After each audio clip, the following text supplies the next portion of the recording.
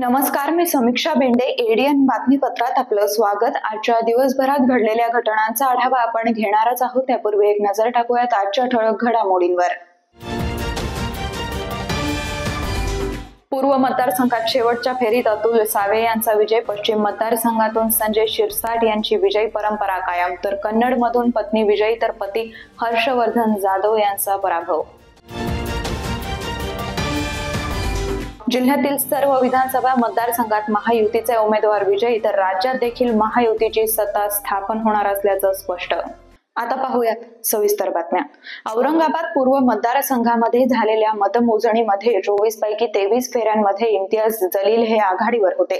तर शेवटच्या 24व्या फेरीमध्ये भाजपचे अतुल सावे यांनी 1777 मतांनी निसटता विजय मिळवलाय. अत्यंत चुरशीच्या झालेल्या औरंगाबाद पूर्व मतदारसंघात मंत्री अतुल सावे यांनी अखेरच्या फेरीत केवळ 2161 मतांनी निसटता विजय मिळवलाय. पहिल्या फेरीपासून ते 20व्या फेरीपर्यंत एमआयएमच्या इम्तियाज जलील यांनी आघाडी घेतलेली होती.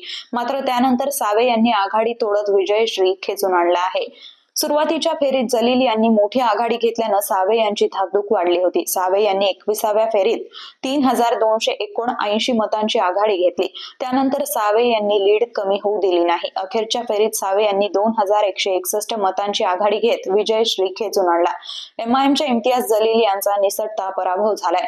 नुकत्याच झालेल्या लोकसभा निवडणुकीमध्ये इम्तियाज जलील यांना पूर्व विधानसभा मतदारसंघातून मोठं मताधिक्य मिळालं होतं. त्यामुळे विधानसभेमध्ये जलील यांनी पूर्व मतदारसंघातून निवडणूक लढवली. मात्र या मतदारसंघातून गफार कादरी आणि अफसर खान यांच्यासारख्या उमेदवारांनी देखील मुस्लिम मतदान मोठ्या प्रमाणावर घेतल्यानं त्याचा फटका जलील यांना बसल्याचं दिसून येत आहे.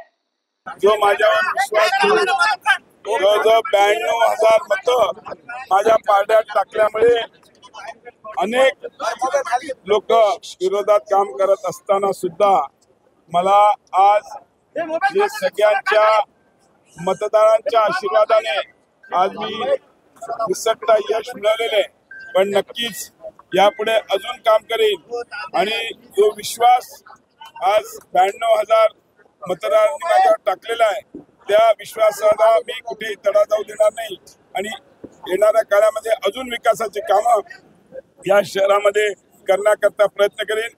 या ठिकाणी मी आवर्जून उल्लेख करेन आमचे नेते आदरणीय देवेंद्र फडणवीस साहेबांनी त्यांनी अतिशय यामध्ये माझ्या पाठीमागे खंबीरपणे उभे राहिले आणि राज्याचे मुख्यमंत्री एकनाथ शिंदे असतील, राज्याचे उपमुख्यमंत्री अजितदादा पवार असतील, या सगळ्यांनी संघटनाच्या माध्यमातून मला अतिशय मदत केली आणि म्हणूनच एवढा अटीतटीचा सामना असताना पण म्हणजे त्या ह्याच्यामध्ये मला यश प्राप्त झालं. ते फक्त सर्व नागरिकांमुळे, सगळ्या मतदारांमुळे आणि आमचे सर्व कार्यकर्ते, सर्व एक छोटा कार्यकर्ता, बूथ प्रमुख असो किंवा वार्डाचा अध्यक्ष असो, त्याने पण अतिशय मेहनत केली. सगळ्या माझ्या मित्रांनी मेहनत केली. माझा परिवार पूर्ण, माझ्या परिवारातले पण सगळे सदस्य अतिशय सगळेजण म्हणजे माझी दोन्ही मुलं तर अक्षरशः जसं काय ते राजकीय आहे तसा त्यांनी काम केलं. माझे बंधू असतील, माझे सगळे पुतणे वगैरे सगळ्यांनीच, माझ्या सुना असतील, यांनी सगळ्यांनी याच्यामध्ये खूप मेहनत घेतली. माझ्या कार्यकर्त्यांनी तर आतोरात आमच्या महिला सगळ्या भगिनी, सगळे आमचे कार्यकर्ते मित्र आमचे, त्यांनी अतिशय खूप मेहनत घेतली आहे. मी या सगळ्यांच्या मेहनतीचंच आज हे चीज आहे. नाही तर एवढ्या अटीतटीच्या सामन्यामध्ये निवडून येणं थोडंसं अवघड वाटत होतं. शेवटच्या फेरीमध्ये आम्ही प्लस झालो, बट लास्ट फेरीमध्ये पण आम्ही 600 मायनस होतो, पण शेवटची फेरी आम्हाला परत घेऊन गेली आणि 1600 ते 1700 मतं आम्ही. प्रतिष्ठेची समजली जाणारी औरंगाबाद मध्य विधानसभेची निवडणूक शिंदे गटाचे आमदार प्रदीप जयस्वाल यांनी जिंकली असून एमआयएमचे नासेर सिद्दीकी यांचा त्यांनी 8119 मतांनी पराभव केलाय. तर महाविकास आघाडीचे उभाटा गटाचे बाळासाहेब थोरात हे 3ऱ्या स्थानावर राहिले. औरंगाबाद मध्य मतदारसंघातून महायुतीचे अधिकृत उमेदवार प्रदीप जयस्वाल यांनी विजय मिळवलाय। प्रदीप जयस्वाल यांनी त्यांच्या मागील आमदारकीच्या कार्यकाळामध्ये त्यांच्या मतदारसंघात अनेक विकास कामं केली असून त्यांच्या स्वतःच्या निधीबरोबरच त्यांनी मुख्यमंत्री आणि अन्य मंत्री यांच्याकडून निधी उपलब्ध करून शहरातील अनेक भागांमध्ये रस्ते, ड्रेनेज लाईन आणि अन्य कामं केली होती। त्याची पावती म्हणून शहरवासियांनी प्रदीप जयस्वाल यांना पुन्हा एकदा निवडून आणलं आहे। दरम्यान मतमोजणी सुरू असताना MIM पक्षाचे उमेदवार नासिर सिद्दीकी यांनी 14व्या फेरीपासून आघाडी मिळवली होती। मात्र पुन्हा शेवटच्या काही फेऱ्यांमध्ये जयस्वाल यांनी आघाडी मिळवत विजय संपादित केलाय। मध्य मतदारसंघातून महाविकास आघाडीचे उभाटा गटाचे उमेदवार बाळासाहेब थोरात हे 3ऱ्या क्रमांकावर राहिलेत। या मतदारसंघातून प्रदीप जयस्वाल यांची निवडणूक प्रतिष्ठेची ठरली आहे। औरंगाबाद पश्चिम मतदारसंघातून शिंदे गटाचे आमदार संजय शिरसाट हे विजयी झाले आहेत। त्यांचे पारंपरिक प्रतिस्पर्धी असलेले राजू शिंदे हे 16,220 मतांनी पराभूत झाले असून ते महाविकास आघाडीच्या उभाटा गटाकडून निवडणूक रिंगणात होते। शिरसाट यांनी पश्चिम मधून विजयी होत त्यांचा गड कायम राखलाय। संभाजीनगर पश्चिम मतदारसंघातून संजय शिरसाट यांचा 16,200 मतांनी विजय झाला असून एकूण 1,21,211 मतं पडली असून ठाकरे गटाचे राजू शिंदे यांना पराभूत केला आहे। राजू शिंदे यांना 1,04,991 मतं मिळाले आहेत। पश्चिमची लढत अत्यंत अटीतटीची होती। जनतेनं शिंदे गटाचे संजय शिरसाट यांना पुन्हा एकदा आमदार म्हणून निवडून दिला आहे। प्रचाराच्या सुरुवातीपासूनच संभाजीनगर पश्चिमची लढत चर्चेचा विषय ठरली होती। यामध्ये धनशक्ती विरुद्ध जनशक्ती, गद्दारांना घरी पाठवा अशा अनेक मुद्द्यावरून आरोप प्रत्यारोप करण्यात आले होते। मात्र अंतिम निकालात महायुतीचे शिरसाट आमदार म्हणून पुन्हा एकदा विजयी झालेत। प्रार्थना करणारे मधले नाही, जो कोणी लोकांना आवडेल, जो कोणी लोक ज्यांना कोणाला मतदान करेल, जो निवडून येईल त्यांना शुभेच्छा। जे काही कमी मतांनी पराभूत होतील त्यांना सुद्धा आमच्या भावना त्यांच्याबरोबर पोहोचतील आणि निश्चितच एक चांगला सरकार आता येतंय, याचं सर्व लोक आता स्वागत करतील अशी अपेक्षा। आम्ही मोठा पक्ष ठरवू असं म्हणणारे उद्धव ठाकरे 20च्या आतच आहे अजून। आता मोठाच आहेत ना, शेवटून मोठा जे रनिंग मध्ये असतं ना, पहिला दुसरा तिसरा, तर हे खालून पहिले आलेले आहे। बरं, सगळ्यात कमी जागा मिळाल्या आणि अपेक्षित जे होतं त्यापेक्षा खूपच वाईट अवस्था उद्धव सेनेची झालेली आहे। ही अशी स्थिती का झाली? आता याच्यानंतर त्यांनी ठरवून टाकलं होतं की मला मुख्यमंत्री बनायचं नाही। आता संजय राऊतला मुख्यमंत्री बनण्यासाठी ते लंडनला घेऊन जातील। शरद पवार हे गेम चेंजर म्हणून ओळखले जातात, एक राजकीय चाणक्य वगैरे असं म्हणावं, तर ते त्याच्याबद्दल काय? शरद पवारने गेम केलाच ना। त्यांनी एकदा असं सांगितलं होतं की शिवसेना प्रमुखाच्या हयातीमध्ये मला जे जमलं नाही ते मी आता करतोय, आणि त्यांनी अखेरला मातोश्रीचा नाव नेस्तानाबूत केलं। उद्धव ठाकरेंना जो त्यांचा हे होता, वजूद होता, ज्यांच्याबद्दलचा आदर होता, त्या आदरावर त्यांनी पाणी फिरलं। आज सगळ्यात कमी जर उभाटा गटाचे लोक आमदार जर आले असेल, हा पराभव उद्धव ठाकरेंचा नाही, तर हा पराभव त्यांना ज्यांनी घेरलंय आणि ज्यांच्यामुळे ही त्यांची वाताहत झालेली त्या लोकांचा आहे। म्हणून आताही मी एक आमचा त्यांचा स्नेह असल्यामुळे त्यांना एक सांगेन, आताही काँग्रेस आणि राष्ट्रवादीची साथ सोडा, नसता हे आणि काय करणार आहे, आणि काय करणार आहे, आणि जर ते आलेच तर त्याबद्दल निर्णय माहिती घेईल। विजयाचं श्रेय कुणाला द्याल तुम्ही? आता विजयाचं नाही, विजयाचं श्रेय हे कॉमन श्रेय आहे। एकनाथ शिंदे साहेब असतील, देवेंद्र फडणवीस असतील, अजितदादा असतील, यांनी सर्वांनी ज्या ताकदीने ही निवडणूक लढवली आणि त्यामुळे त्याच्यासाठी कार्यकर्त्यांनी जो स्वतःला झोकून काम केलं त्यांना हे श्रेय जातं। पैठण मतदारसंघातून विलास भुमरे हे 28,487 मतांनी विजयी झाले असून त्यांनी उभाटा गटाचे दत्तात्रय गोरडे यांचा पराभव केला आहे। दोन्ही उमेदवारांनी 1 लाखापेक्षा अधिक मत मिळवत आपलं अस्तित्व दाखवून दिलं। पैठण मतदारसंघातून विलास भुमरे हे 28,487 मतांनी निवडून आले आहेत। त्यांना 1,30,930 मतं पडली असून त्यांच्या विरोधात दत्तात्रय राधाकिशन गोरडे हे पराभूत झाले आहेत। दत्तात्रय गोरडे यांना 1,243 इतकी मतं पडली। पैठण मतदारसंघातून विलास भुमरे हे खासदार संदीपान भुमरे यांचे चिरंजीव असून भुमरे परिवाराच्या विरोधात दत्तात्रय गोरडे यांनी यापूर्वी देखील अनेक तक्रारी केल्यात। यामध्ये प्रामुख्याने प्रॉपर्टीच्या अनधिकृत कब्जाची तक्रार देखील दत्तात्रय गोरडे बोर्डे यांनी पोलीस स्टेशन आणि महसूल विभागाकडे केली आहेत. त्यानंतर त्यांनी विलास भुमरे यांच्या विरोधात महाविकास आघाडीकडून उद्धव ठाकरे यांचं तिकीट मिळवत उमेदवारी दाखल केली. मात्र पैठणच्या जनतेनं विलास भुमरे यांना कौल देऊन विजयी केल्याचं दिसून येत आहे. दरम्यान विलास भुमरे हे सुमारे 3 दिवसांपूर्वी गॅलरीतून पडून जखमी झाले होते. त्यांच्या शरीरावर 3 ते 4 ठिकाणी फ्रॅक्चर झाल्यानं त्यांना रुग्णालयात उपचारासाठी दाखल करण्यात आलं होतं. ते 3 दिवसांपूर्वी रुग्णालयात दाखल असताना झालेल्या मतदानानंतर देखील त्यांचा विजय झाला आहे. रुग्णालयामध्ये उपचार सुरू असताना त्यांचे औक्षण करून त्यांच्या विजयाचा आनंदोत्सव साजरा करण्यात आला. अजूनही काही बातम्यांचा आढावा आपल्याला घ्यायचा आहे, मात्र वेळ झाली आहे छोट्याशा ब्रेकची. कुठेही जाऊ नका, पाहत रहा ADN.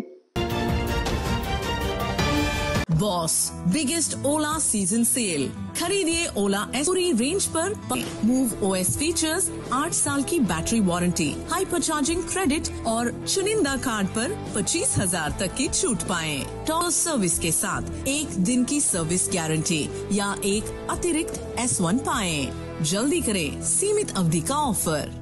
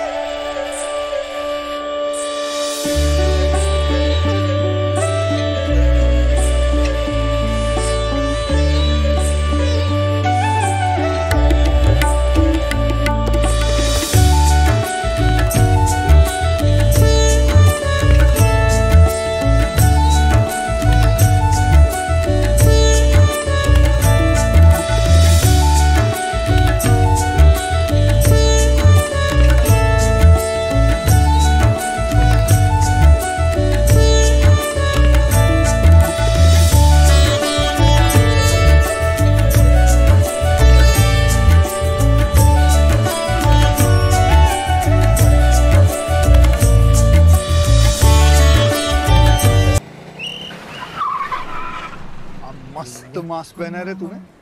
Thank you sir. वो जान बचाने के लिए पहनना पड़ता है ना सर। रेडीमेड है या टेलर मेड है? ऑनलाइन ऑर्डर किया है सर। एक और है ना सर। देना। बहुत मस्त लगे आपको। ये ना सर। सर ना भाई, जान बचाने के लिए बाइक चलाते वक्त सिर्फ खोपड़े पे मास्क पहनेगा तो खोपड़े को कौन बचाएगा? समझ गया सर। हेलमेट ऑनलाइन ऑर्डर कर, वरना हमेशा के लिए ऑफलाइन हो सकता है। Okay sir. ये ले। चल हम ये भी ऑनलाइन भर दे। हेलमेट पहने, ट्रैफिक नियमों का पालन करे, जिंदगी के सफर को सुरक्षित रखे।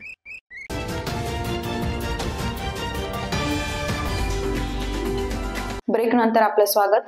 कन्नड विधानसभा मतदारसंघामध्ये हर्षवर्धन जाधव आणि संजना जाधव हे पती पत्नी निवडणूक लढवत असल्यानं या मतदारसंघाकडे राज्यभराचं लक्ष लागलं होतं. यामध्ये पत्नी संजना जाधव या 18,201 मतांनी विजयी झाल्या असून हर्षवर्धन जाधव यांना पराभव स्वीकारावा लागलाय, तर उदयसिंग राजपूत हे 3ऱ्या क्रमांकावर राहिलेत.